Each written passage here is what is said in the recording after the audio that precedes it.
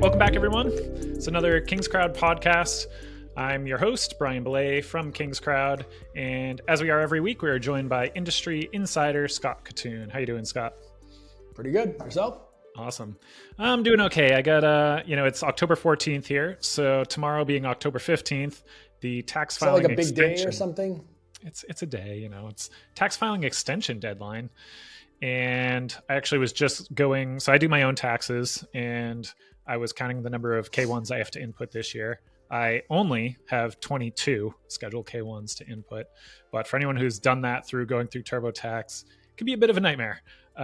So we want to talk a little bit about kind of taxes and then segueing into an exit and failure update that we prepared for basically through Q4 of 2025, looking at all the exits and failures in the investment crowdfunding market. Now, Scott, I'm curious, how do you handle your taxes, like when you're investing in startups, in terms of extension, no extension, K1s? Always extension. I have been, as a business owner and running as much as I can through my LLC as I do in general, and just in time, the timeliness of when tax season generally is. My wife is normal. She's a teacher. So it's easy. We just TurboTax if that were the case. With me, saw and finished before this and kind of everything, it just became an immediate, there's just not time. I just don't find time for it. So I have an accounting firm, Whipfly, for anyone out there. We'd love Whipfly to sponsor this podcast. They're fantastic. Talk to Brad Warner. It's brad.warner@Whipfly, whatever, something.com. But they're fantastic. They handle all of my stuff. They always do. But I've filed an extension every year since probably 2018 or 19, something like that. Yeah, I'm in a similar boat. So in that I file an extension now. My wife is actually a CPA. She's an accountant. However, hers is the easiest taxes, W-2, couple boxes to input. Whereas I got crypto, all the different startups, K1s, losses, gains, potentially QSBS, qualified small business. So I could definitely see a day where I'm probably I've had enough. I'm ready to hand this off, just hand it off to her. See, that's the thing. She doesn't want to know anything about that. She's like, you do whatever you want to do. You just got to do the taxes for it. Well, happy wife, happy life. So one of the things we were looking at in light of, the tax extension deadline, one of the parts that comes into taxes each year, besides if you get K1s from, if your companies are LLCs, you may have some pass-throughs that you have to claim on those scheduled K1s. But another part of it is exits and failures, and being able to either realize gains, which is great if you have that as an opportunity, and putting that into your taxes, or write them off as losses. So the chart we actually prepared for this week, I will pull up my screen, was taking an updated look. The last time we looked at this was back in Q1 of 2024. We looked at all of the exits and failures that King's Crowd is tracking. Now, back then, so a little bit over a year ago, we had 263 exits and failures that we were tracking in the database. We are now up to 650, more than 650 in the database. So if you're an investor out there, and let's say you have more than a handful of investments, it becomes really hard to just keep tabs on them and update them come tax time every year. Fun plug from the King's Crowd side, if you go to your portfolio tool, we integrate all of the exits and failures automatically, so that if you have an investment in your portfolio and then it has a recorded exit or failure in the King's Crowd data set, it will actually show that. It will help you. You can use a tax center, not tax or professional advice, but we're just trying to make people's lives easier by aggregating some of that data. So this is the chart that I pulled together for this week, where we were looking at just overall exit failure activity. We started in 2019. There were very few exits and failures prior to then. Again, remembering that Reg CF went live in 2016. But, some interesting trends here. I've got some thoughts and opinions, but Scott, I'll kick things over to you first. Taking a look at this chart and just given what you know in terms of the startup ecosystem, what are your first thoughts? My first thought is, man, how many companies incorporated to raise money during COVID that were dead in 23? I couldn't raise money again. It just stands out like a sore thumb. Yep. So ridiculous. not to get into like too nerdy of weeds, I think that the exit rate for 24, 25, which is like down slightly, but like not, not that crazy, is a reflection of just the fact that there's been no companies really going public. M&A behavior in general has been sort of down. People ask why M&A is down. There's all kinds of macroeconomic things that you could talk about, but the reality is, if for 12 years the entirety of venture was built around like not being profitable and building fast, growing, whatever, you're not going to see a lot of M&A unless you've like built this huge list of customers that don't pay, but like they're valuable to somebody else, but they're not valuable at the price that you got invested in. So like, it's just it is really actually explainable why M&A and stuff has been down the last few years relative to like this time a decade ago, or like the last cycle, because it's just, there's not companies that are worth acquiring. If it's just a marketing purchase, I'm not going to pay $100 million valuation for a $10 million marketing brand, So that's one thing. And then when you see the failure rate, I actually think it's also indicative that it is down for a couple of reasons. One, I think in 24 and 25 in particular, you got to see AI hit commercialization. So people are able to not have as many staff members, and they're able to build and pivot and build new product really, really quickly and iterate really, really quickly, which just makes them more efficient, and they have a longer lifespan as a result of that. And also, I think that you're seeing, and this is probably not a good thing, but it is just sort of what's going on, is a consolidation of spaces where people are building in. So I think you're seeing a lot less, haymaker, crazy, outlandish startup ideas that we would make jokes about, frankly, on like the old pitch reviews email would always make jokes of like some crackpot pitch that I heard from somebody. And you're just like, that is insane. Like firecrackers that you can control by the moon was one that I heard once. That kind of stuff just doesn't happen anymore, because anyone who's got access to capital or an idea is building in the AUM, they are building in the AUM space. They're raising money as a fund manager now, or they're using LLM or building something in that sort of agentic AI world where consolidation is much, much higher. The companies are much less complicated. They're all sort of following the same thing. So I think the collective is, holy cow, COVID had a huge impact, and holy cow, AI had a huge impact. And that's what you're seeing 24, 25. And I think it'll continue, by the way, to tighten. I think you'll see a lot less. The exits will be up and down, but it'll stay relatively flat. And I think you're going to see a lot less failures, because it'll be a lot less new companies that are not generally building on a pretty lean model. So there's no reason to fail if you don't have to spend money. Yeah, I think, a couple of those trends you mentioned, absolutely. The other thing to keep in mind, right, if we look at the 2020 time period, COVID to 21, 22, well, low interest rates, and then very fast, rapidly raising interest rates. And it put a lot of companies out of business in 2023. It was, like you said, capital was harder to come by. I think there was, a little bit of drying up of some liquidity and people kind of pulling back because of risk aversion. And in addition to that, the cost of capital just gets more expensive when interest rates go up. And you can see, especially the spike in bankruptcies in 2023. Now, granted, I'm sure there's even a portion of these shutdown businesses that were also bankruptcies, but just weren't reported as such. But that number has been almost zero the past 2 years compared to then. The other thing to note, right, as well, remember 2025, we're year to date. So we're in Q4, it's October here. So some of these numbers will go up a little bit more by the end of the year. But for the most part, again, failures are looking to be down, even potentially back to kind of the 2019, 2020 levels. Now, why that's really interesting is, and also, exits, as you mentioned. So not as much M&A activity, not even as many IPOs as 21, 2022.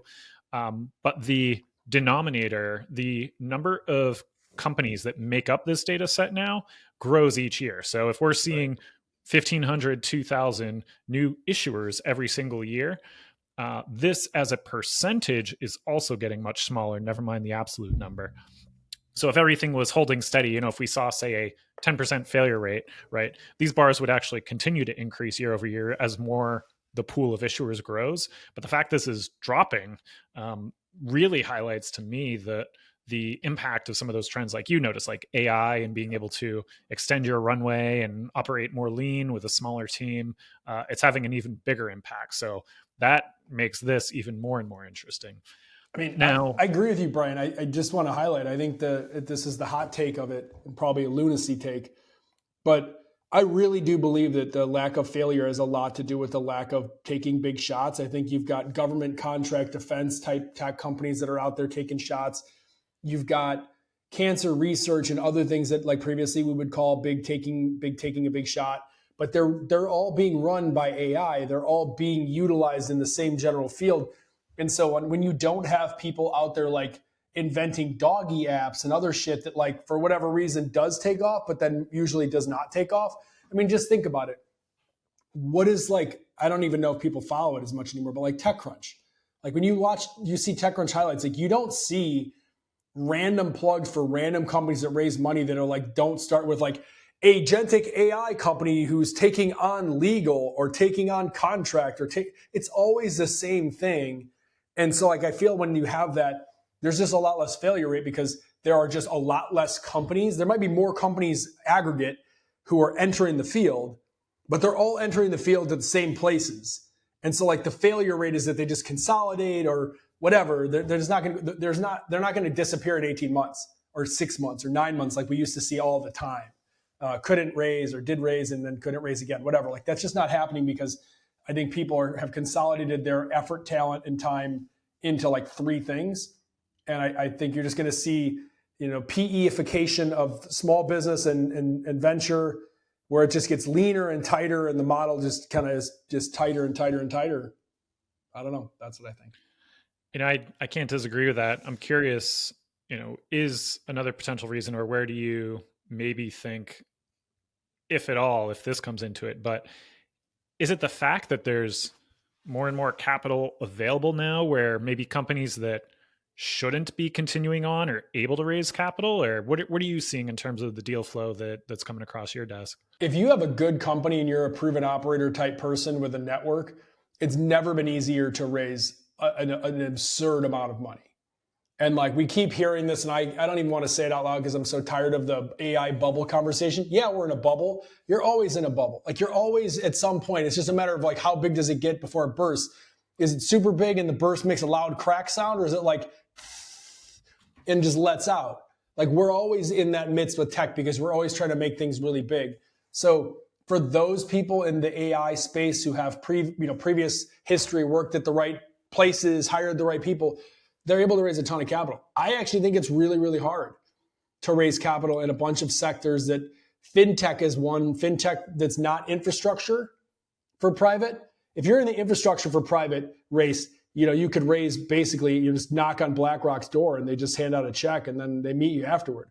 If you're in the retail fintech space of it, I think it's really, really hard to raise money. I think if you're building apps and building things that are marketplace and generally like the kind of toolage and SaaS that we would have always gotten into, I think that unless you are building something, again, that's reinvention agentic AI in SaaS, I think it's really hard to raise money. I think the only people who are able to raise money right now for products that are not super duper deep AI, again, not including defense tech and drones and bots and stuff, but like regular style businesses, are those that are EBITDA positive and in so better than 20 to 30%. And they're like, it's got to be above 30% annual growth. They've got to have somewhere in the 60% margin range. And these are companies that some venture firms are PEing each other and they're getting involved, but mostly it's PE firms and the family offices.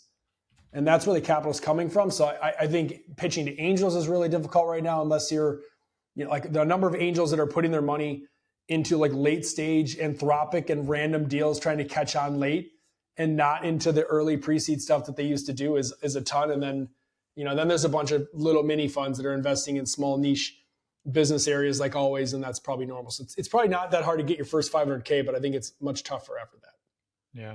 I mean, even so, great segue. Last week, 2 weeks ago, had investment crowdfunding week, and topic that came up a couple times was, this the ability to raise capital in the private markets, right? How retail is getting more involved. But one of the things you said, I think that it probably came up as a topic a couple times there, but I've heard it a few other places, is just like biotech pharma is apparently really struggling to be able to attract venture capital right now. And you could kind of think of maybe a potential list of reasons or ideas why that is, but I think it's true that people, I don't know, maybe it's a little bit of the impatience of wanting to see that return, not willing to wait the 8 to 10 plus years, especially if you're developing like a novel new drug that's going to need FDA, clearance and everything else. The long timeline for some of these things versus, AI, yeah, I can invest in a company and we'll hit, 500 million users in the first couple of weeks or get to a couple 100 million ARR. Some of the growth rates of these AI companies has been crazy. But going back to investment crowdfunding week, so we hosted King's Crowd's first ever investment crowdfunding week last week, and we basically had over 40 founders, investors, platforms who were on all of these sessions, who were sharing their knowledge. We had some amazing marketing agencies. We had basically everyone who was a stakeholder and that has really had a big influence in the industry was there. Now, Scott, I know you hosted a couple sessions yourself, from kind of the uplisting, looking at Reg A's and talking with Marko Lenowitz, to some different sports investing. What were some of your takeaways from investment crowdfunding week? Yeah, I mean, I think I literally ended the crowdfunding week with Chris Lestrino and our panel with this exact comment. And I have had a week or two, whatever it is now, to reflect. And I think I'm going to say it again. Pretty much since the beginning of the live stock market, public market, investable era in the United States, all the way up until probably 6 months ago and forever forward, at least until something horrible or incredible happens. The previous era of investing was defined, capital formation was defined by supply. Supply is what drives it. Here's what's investable today. Here's what you can invest in. Here's what is available publicly now. And I think that from now on and into the very long into the future, again, so long as we're here, our capital formation and investable is defined by demand. Investors have demand for something, there will be a product. Investors want to invest in a professional sports team, it will be made available. Investors want to participate in the upside of a horse or an athlete, it will be there. To invest in the revenue share of a creator, it will be there. To buy a piece of art, it will be there. Fractionalized cards, it will be there. Startups, small businesses, search funds, ETFs, private app, you name it. Public, of course, is out there. Customized venture, Robinhood has launched their Robinhood Venture Fund. Sequoia is doing, they're going to list any minute now. They've all registered themselves as RIAs. They're all going after retail. It's all in play. So if you're an investor and you say, hey, this is something interesting, I want to invest in water being used for cooling of data centers, and there's specifically that one thing, there will be, and there probably already is, some sort of interval fund or something that will just bet on that. And like that is the future of this. And I think that Investment Crowdfunding Week really highlighted how creative everyone is getting to building tools and products that make these things more available all the time. Like we've talked for 3 years, Brian, you and I, about all of the different Reg CF to Reg A plus to Reg S to Reg D and the combos, and then these things are being created to where there's companies like Gigastar that was just on that invented the CRT, and it's a tokenized revenue share of an AdSense. Like what? And you got FinLeet and everything in between. And then there's, of course, groups out there like Atlas Road, who is a great sponsor of our event, who are literally just like walking people through the process of raising direct. And of course, Marko Lenowitz from Digital Offering, who led a direct Reg A plus that went to an IPO self-direct and to the tune of 76 million raised or whatever it was for them, or 300 total raised or whatever. I forget the number. There's a big difference there, but it was a lot is the point. We're entering a new era, and I think it kind of all started here, not at King's Crowd per se, but like at investment crowdfunding. It all started here. Yeah.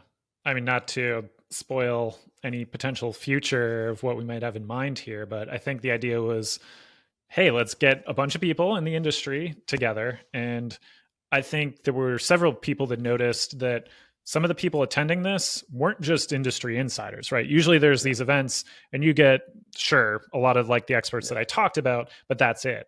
But we had investors, retail investors, founders who hadn't raised capital yet, but were potentially looking at raising capital. And it was really bringing a bunch of different people together. So, in the future, and I hope that, King's Crowd will probably look to do these again, potentially in person, right? Like getting all these people together, just the energy and the fact that this was all virtual. So you can actually head over to kingscrowd.com/ICW25 and you can see all the recordings there. So it'll have all the events, each of the sessions that we did tended to be about 45 minutes to an hour recording, but we had panel sessions, we had fireside chats, we had pitches from founders, and it's just an incredible amount of knowledge, right? If you watch a few of those fireside chats, those panel sessions, like you are getting what the latest companies and marketing agencies and platforms are doing to drive success for their issuers. And some of the different sessions, you are hearing from some of the companies that are live today or that were live right at the time they pitched. And I think that just the potential of what this event could become in the future from King's Crowd's perspective, right? We are in this unique position to bring everyone together because we kind of are this overlooking force that oversees all the platforms. We're platform agnostic. We're just looking at the market in general. And so I think we're in a really unique position, and we really want to help bring events of value like this to the investors, the founders, whatever you are as a stakeholder. Yeah. I look forward to the next one. I do think that there's a beautiful hybrid in-person virtual version of this that we can maybe create. Yeah. So head over, check out, again, kingscrowd.com/ICW25. That'll bring you right to it.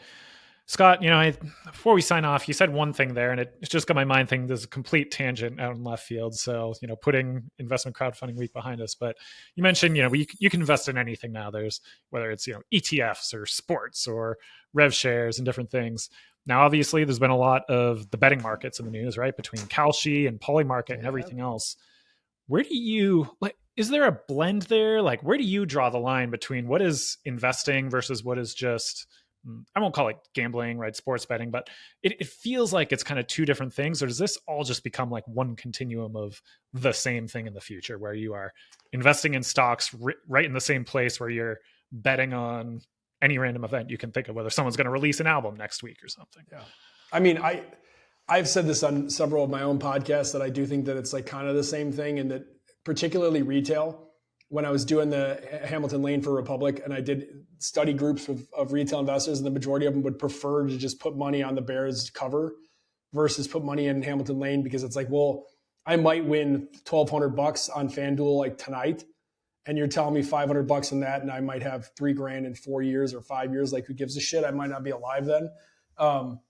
That's the attitude. So I hope that it stays investing and betting, and that money that you are going to count on for your future and retirement, that's what we'll call investing. And that, like, yes, there's always subject to loss, but like the risk profile is very, very minimal.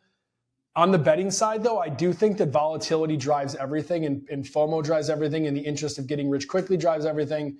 And so, is investing in artwork speculative? I mean, maybe that's the better word, is instead of betting, we call it speculation. Speculative. I think that if we're talking about speculative assets, that is just the same thing as betting. I'm betting that the Dodgers end up winning the World Series yet again.